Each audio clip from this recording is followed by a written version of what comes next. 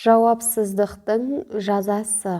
Қауырт жұмыспен жүріп сағаттың 5 болғанын түнгі кезекшіліктегі медбике келгенде бірақ білдім.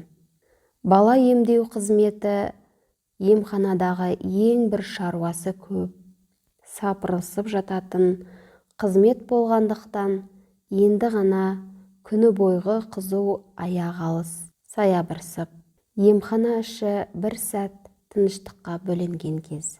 Мен де кешкі емімді жасап болып, уф деп дем алып, бір кесе шаймен жан шақырайын деп кабинетке бет алдым. Шаршағаным соншалық үсті басымды реттестіріп, өзіме қарауға да мұршам болмады. Кабинетке келгенім сол-ақ екен, телефон тағы безілдеп қоя берді. Отырған орнымнан әрең дегенде тұрып, телефон тұтқасын көтергенімде, ар жақтағы дауыс аяқ асты көлік апаты болғанын, апатқа ұшыраған жолаушылардың ішінде кішкене балалардың да бар екенін, балалардың тамырын табу қиынға түскендіктен шұғыл түрде көмекке келуімді өтінді. Бар шаршағанымды лезде ұмытып, уақытында үлгерейін деп дереу бөлмемнен шығып бара жатқанымда, кезекші дәрігердің ми хирургына телефон соғып, келетін келмейтіндігі жайында керілесіп жатқандарын құлағым шалып қалды. Кезекші дәрігердің ренжіп айқайлаған даусынан құлақ тұнғандай. Енді не қыл дейсің? Сонда қараусыз бұл адамдардың бәрі өлсін дейсің бе? Ештеңені білмеймін, тез келіңіз. Қонаққа баратындығыңызда менің шаруам жоқ. Өте маңызды қонаққасы болса, алдын ала кезекшілігіңізді біреумен ауыспадыңыз ба? Сіз Гиппократ антын беріп бедіңіз, деп айғайлап жатты. Олар осылай айғайласып жатқанда, мен келген лифтіммен тез арада төменгі қабатқа түсіп, жүгірген күйі жедел жәрдем көрсетуге асықтым. Айналаның бәрі қан, улаған, шулаған ел, жылаған дауыстар, әркім өз жақындарын іздестіріп жатқан бұл көпшіліктің ішінде неден бастап, не істеу керектігін біле алмай дал болдым. Дегенмен, бәрі де қолынан келгенше бір-біріне көмектесіп жатыр. Жедел жәрдем көлігінде орын қалмағандықтан, жараланған адамдарды жақын маңайдағы ауруханаларға жеткізіп жатты. Алғашқы көмек жасалғанмен қатты соққы алғандардың арасынан жағдайы тым қиын. Ет жақын ешкімі жоқ 15-16 жасар бір балаға көзім түсті. Хирург қызмет орнына әлі келе қоймағандықтан, бала шетке шығарылып қойылғанды.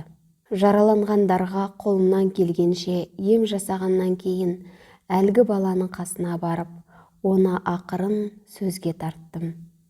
Ол менің бар айтқанымды түсінгенімен жауап бере алатын күйде емес еді.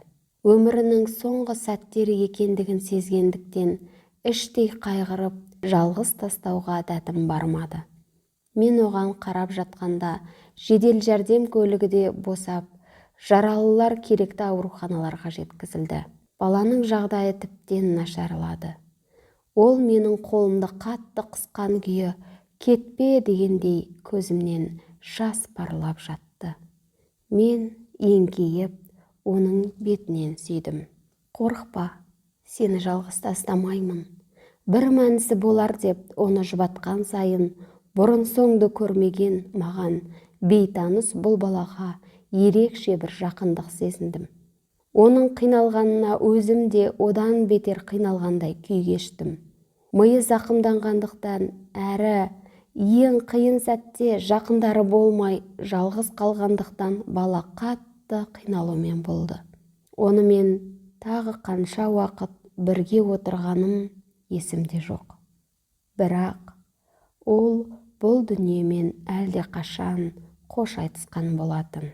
Мен сонда да жас баланы өлімге қимай, әлі келе қоймаған хирург тез жетсе екен деп қатты тіледім. Сол арада бала жаны үзіліп кетті. Сөйткенше хирург та келді. Маған ол баланың бетін жапқан матаны алуымды сұрады. Матаны алғанымда келген дәрігер бір ауыз тілге келместен буын-буынынан әлі кетіп сылқ етіп жерге құлады. Не болғанын түсінбедім. Үлкен қонаққасыдан келген еді. Арақ-шарап ішіп қойдым екен, жоқ әлде жүрек талмасы ұстап қалдым екен деп ойлап тұрғанымда басқа дәрігерлер мәселенің мән-жайын ұғып та үлгеріпті. Келген хирург жаңа ғана ми жарақатынан қинала жан тапсырған баланың әкесі екен. Өкінішке қарай өз қызметіне салғырт қарағандықтан өз баласын ажалдан арашалауға қол ұшын бере алмай, өмір бойы өзегін өртер өкінішке ұрынды.